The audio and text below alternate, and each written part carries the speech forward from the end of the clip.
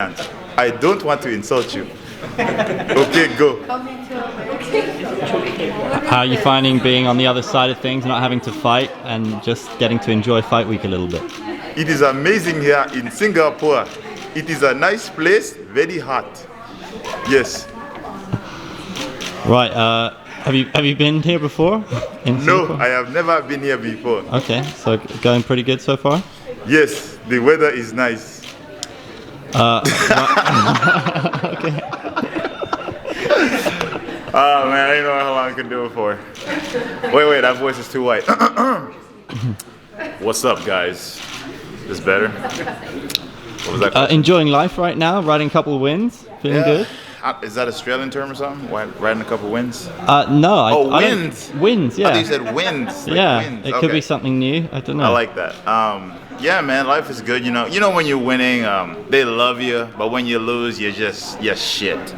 Oh God, he sucks. He's nothing that we thought he was. But I'm loving it right now. It's cool. Do you think, given the way you are in your career now, you've got your experience, that you've experienced winning, experienced losing? Yeah. Do you take it all kind of on a level now? Just take it as it comes. There's politics in the sport. Coulda, woulda, shoulda. We can't give you that guy. You shouldn't fight that guy. You're not tall enough. Hey, it is what it is. Just, knock people's out and just get paid. You feel kind of wise in terms of understanding the game and how it's played now? Yes, I feel like Yoda. Fight we must. I feel like Yoda, yeah, man.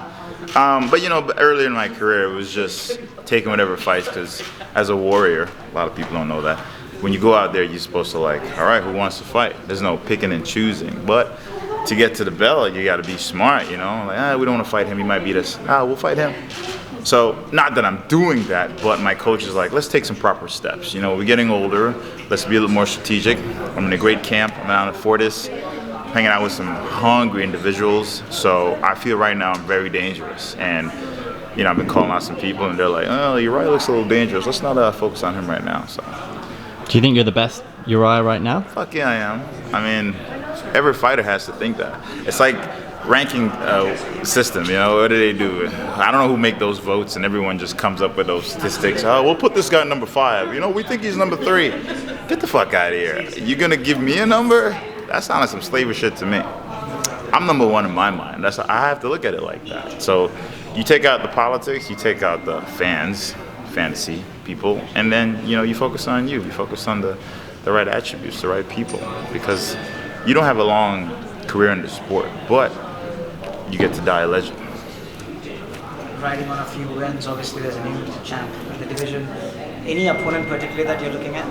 Honestly, I would love to fight Yoel. I know y'all gonna fuck that up for me. Uriah Hall says he'll fight Yoel, But the goal is to get to Israel. Nothing bad to say about the kid. He's a stud, he's a champ, but I get his style bender. It's like Naruto versus Goku. You can quote that. But he's a stud, man. I would love to fight him. I think I'm one of the last, artistic guys left with some flash. And they used to say I'm Anderson Silva. I ain't no damn Anderson Silva. I'm Uriah Hall. So I know how to fight that style. I fought tons of time coming up. And I get it. I get him. You can't fight the guy like that one-dimensional. And I think just fighting top guys like Yoel would be perfect. Nothing against the guy either. He's a stud, but it's business. It's in my way. The last guy I fought, he was my buddy. It sucked to punch a fan in the face. Would you punch him in the face? You probably would. But it is what it is. You and Israel Adesanya, obviously big anime fans. Is there any kind of camaraderie there? Camaraderie. In terms of you being, probably want to hang out with him? Probably, man. I mean, he seems like a cool guy. We'll probably sit down after a fight and be like, hey, man, remember that episode on episode 5? But awkwardly, we met in a bathroom. First of all, people kept coming up to me. They were like, hey, congratulations on your award. I think it was an MMA award. I'm like, what the fuck are you talking about? They're like, congratulations, man. I'm like, oh, hell no, they don't think I'm this motherfucker. Like, they thought I was Israel. I was shaved clean and my hair was a little bit from the jungle. So, and then people started making fun out of it. And then we ended up meeting in the bathroom, which was a little weird too. I'm doing my stuff and, we're talking about, hey, man, we should fight each other, bro. I'm like, yeah, I'm down.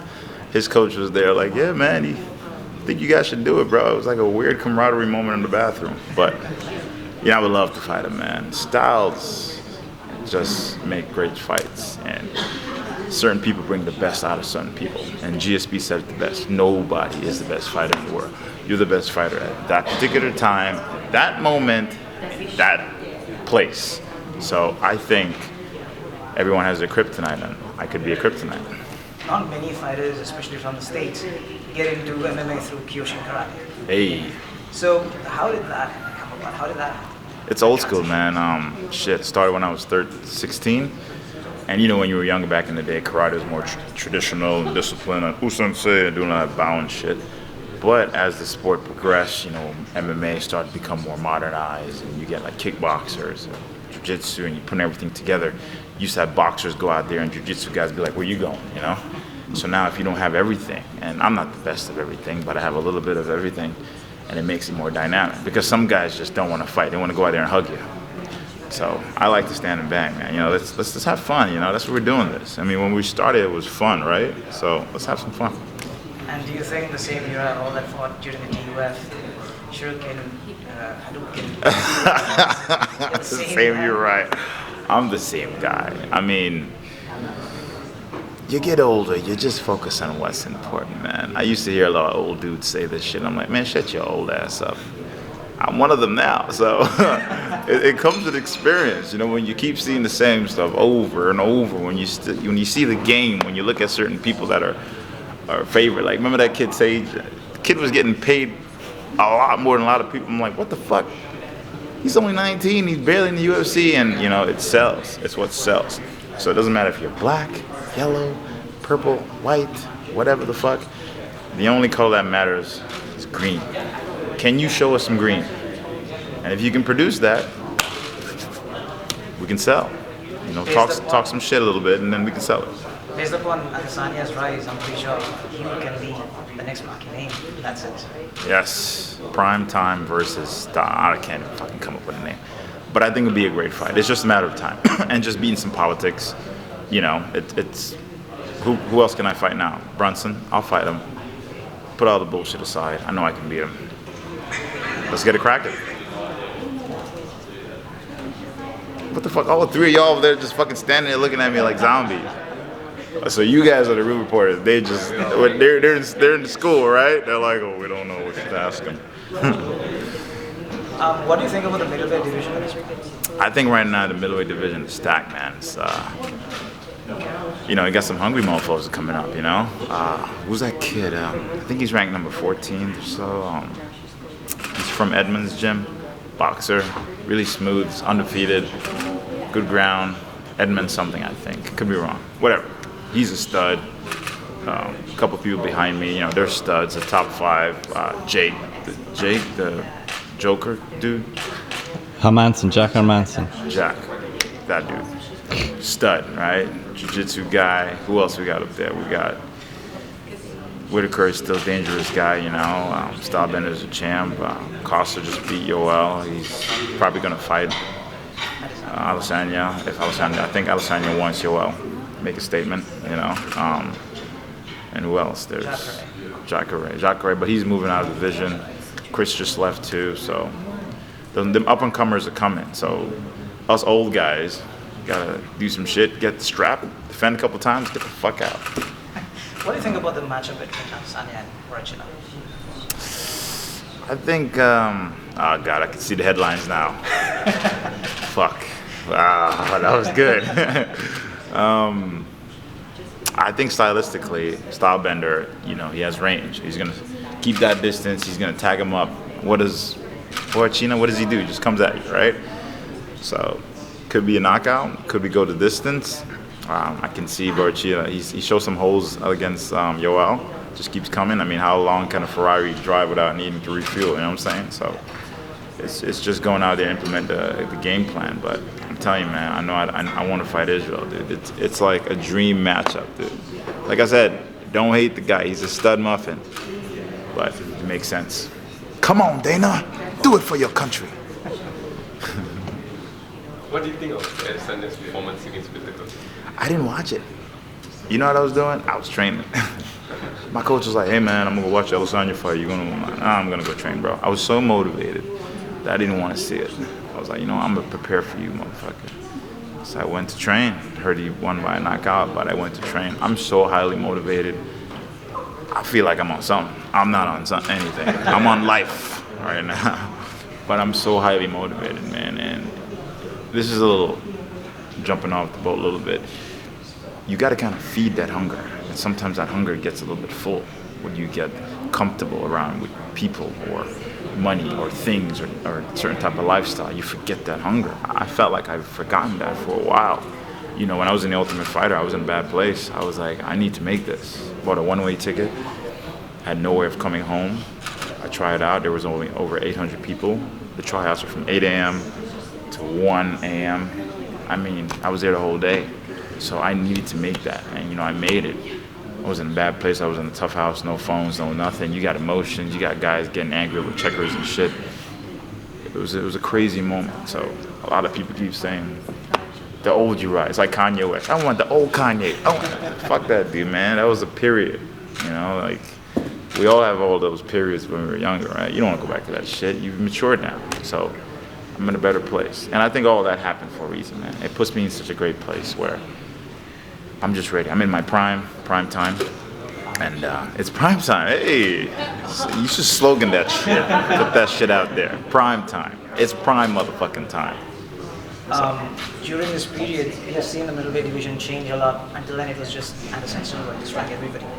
But since then, it has been one champion after the other. Now it's Adesanya. What do you think of this progression in the middleweight division?